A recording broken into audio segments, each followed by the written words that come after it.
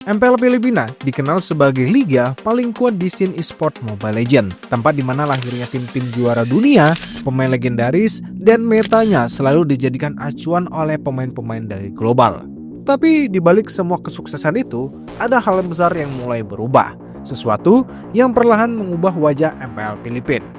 Belakangan ini makin banyak tim-tim Filipina yang justru gulung tikar dan keluar dari liga mereka sendiri. Dan perlahan, MPL Filipina mulai dipenuhi sama organisasi luar negeri. Lantas, apa yang sebenarnya terjadi dengan scene Mobile Legends Filipina? Dan kenapa bisa tim-tim yang katanya paling kuat dan sering juara justru harus gulung tikar dan menjual slot mereka? So, mari kita bahas.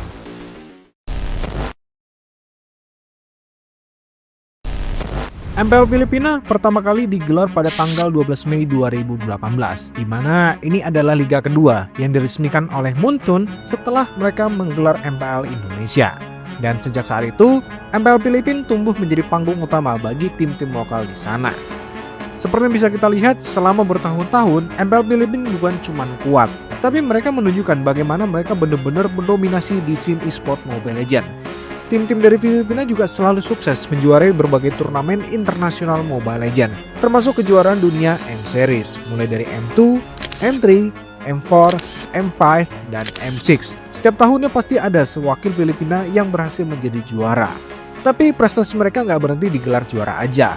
Seperti yang kita katakan di awal tadi, MPL Filipina juga berperan besar dalam membentuk arah permainan atau meta Mobile Legends secara global. Strategi yang dipakai sama tim-tim Filipina juga sering diikuti atau diadaptasi sama tim-tim dari region lain. Mulai dari cara mereka mengatur macro play, pemilihan draft pick, sampai gameplay yang berfokus ke objektif. Semua hal ini benar-benar menjadi acuan pemain-pemain global. Dan yang bikin beda tentunya adalah tim-tim Filipina ini terkenal untuk berani bereksperimen. Mereka nggak takut untuk mencoba hal-hal baru dan keluar dari zona nyamannya. Makanya, untuk saat ini, MPL Filipina juga sering dianggap sebagai pelopor meta di skena Mobile Legends dunia.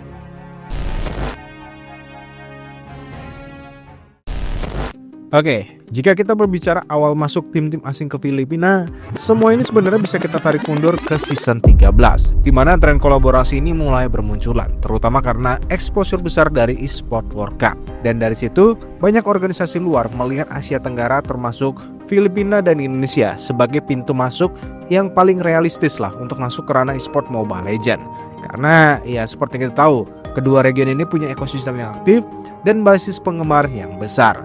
Jadi nggak heran kalau di season ini ada banyak tim-tim lokal mulai dilirik untuk diajak kolaborasi atau bahkan diakuisisi. Seperti Falcons AP Brand, Fnatic Onyx, dan bahkan tim Echo yang secara bersamaan dengan tim Aura Esports dibeli oleh tim Liquid buat MSC 2024. Tapi tren ini nggak berhenti di situ aja. Di musim berikutnya atau di season 14 mulailah terjadi gelombang akuisisi, di mana tim Aurora Gaming resmi mengakuisisi slot Minana EVOS. Dan puncaknya ada di season 15.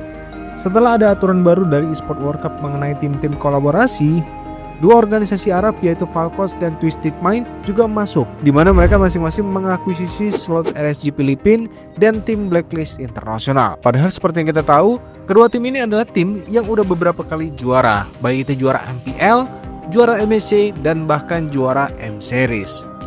Hal yang sama juga terjadi kepada MPL Indonesia di season 15, di mana tim Rebellion Esports juga diakuisisi oleh tim Navi asal Ukraina. Jadi yang dulunya cuma 1-2 tim doang, ya sekarang lebih dari setengah isi liga MPL Filipina slotnya udah dimiliki sama organisasi luar. Dan tentu kedatangan mereka bukan buat coba-coba. Mereka datang membawa modal besar, sistem yang lebih profesional, sama ambisi buat mendominasi. CEO Twisted Mind sendiri juga pernah bilang, mereka pengen banget bersaing di level tertinggi Mobile Legends. Dan menurut mereka, Filipina adalah tempat paling ideal buat wujudin ambisi itu. Tim Falcon juga sama, mereka ngelihat Filipina sebagai region paling kompetitif di dunia Mobile Legends. Makanya, mereka siap bangun tim franchise-nya sendiri. Dan target mereka, ya menang gitu, sesimpel itu. Jadi dari kedatangan mereka itu bukan cuma soal ikut tren doang, tapi ya ini soal nyari habitat terbaik buat menjadi juara di scene e-sport Mobile Legends.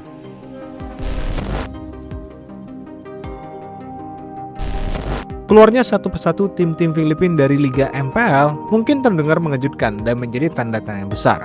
Tapi, kalau kita tarik ke belakang dan melihat bagaimana kondisi industri sekarang, keputusan ini tentunya udah menjadi hal yang umum. Soalnya, ekosistem global sekarang lagi berubah besar-besaran. Dan salah satu pemicunya adalah kehadiran klub partner dari eSport World Cup. Nah, masalahnya, dari sekian banyak tim di Asia Tenggara yang bersaing dan mencoba masuk, nggak ada satupun tim Filipina yang lolos ke program ini. Beda sama Indonesia, di mana tim EVOS, RRQ sama ONI juga terpilih dan mungkin menjadi perwakilan dari SEA. Nah, disinilah titik krusialnya.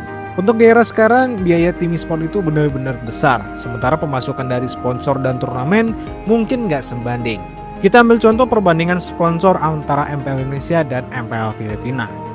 MPL Indonesia dikenal stabil secara komersial. Sponsornya datang dari berbagai sektor, mulai dari brand teknologi, makanan, minuman, sampai teknologi finansial.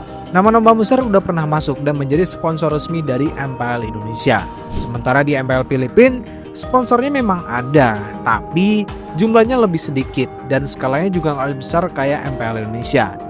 Hal inilah yang ngebuat bagaimana brand-brand luar ini belum terlalu berani buat ekspansi dana ke MPL Filipina. Dan itu juga yang bikin tim-tim Filipina lebih rentan dari sisi keuangan. Jadi ya wajar aja gitu ya kalau makin lama makin banyak tim yang kesulitan buat bertahan. Dan beberapa tim lebih memilih untuk menjual slotnya sebagai jalan yang realistis. Jadi apa yang dilakukan oleh tim-tim tersebut bukan berarti mereka menyerah, tapi justru mereka lagi cari cara biar tetap relevan walaupun bukan di game ataupun di ranah e-sport Mobile Legends lagi.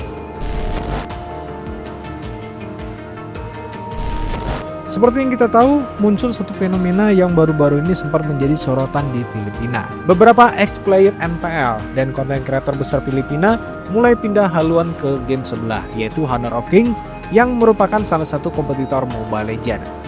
Nama-nama besar seperti Yawi yang merupakan pemain yang udah pernah jadi juara dunia, terus H2O, Rini J, Sumpak sampai sang legenda Akoshidogi juga sekarang ini udah aktif ke Honor of Kings.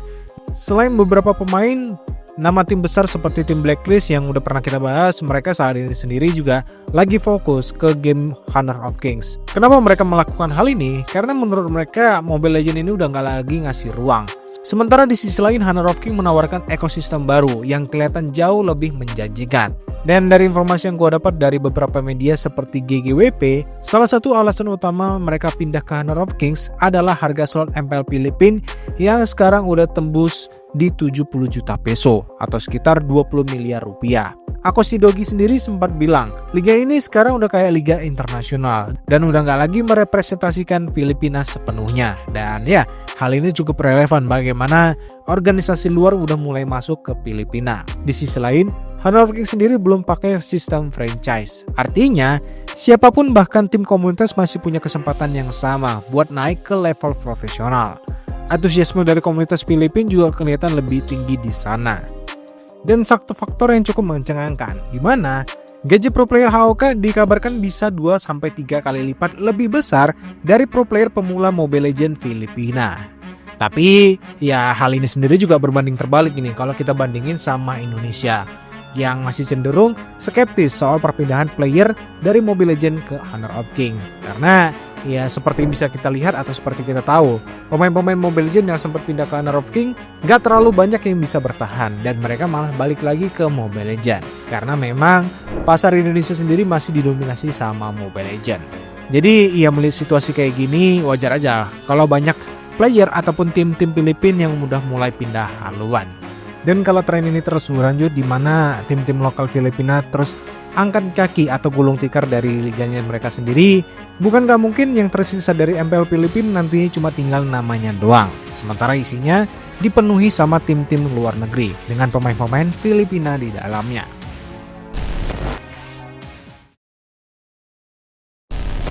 Jadi melihat apa yang terjadi di Filipina saat ini, kalian pastinya mungkin bertanya-tanya, apakah hal ini bisa terjadi ke Indonesia atau tidak? Jawabannya ya masih bisa terjadi. Kenapa? Karena seperti yang udah kita bahas di video sebelumnya, di mana pintu buat tim-tim luar itu sekarang udah kebuka lebar. Apalagi skena MLBB sekarang udah mulai dilirik sama organisasi besar e-sport internasional. Buat tim-tim yang lagi struggle, jelas masuknya organisasi besar ini bisa menjadi penyelamat. Ya mungkin seperti yang baru-baru ini kita bahas, Bigetron tim Vitality, tim Aura yang diakuisisi sama tim Liquid, atau bahkan tim Rebellion yang diakuisisi sama tim Na'Vi. Mereka semua bisa mendapatkan dana segar, branding baru, dan kesempatan untuk bersaing di level yang tinggi. Jadi gimana pendapat kalian? Apakah ini cuma bagian dari perkembangan e-sport atau ini tanda bahaya buat masa depan MPL Filipina dan talenta lokalnya? Mungkin kalian bisa berikan pendapat kalian di kolom komentar. Like, share, dan subscribe jika kalian suka dengan konten gue kali ini, dan bantu gue untuk mendapatkan 100.000 subscriber.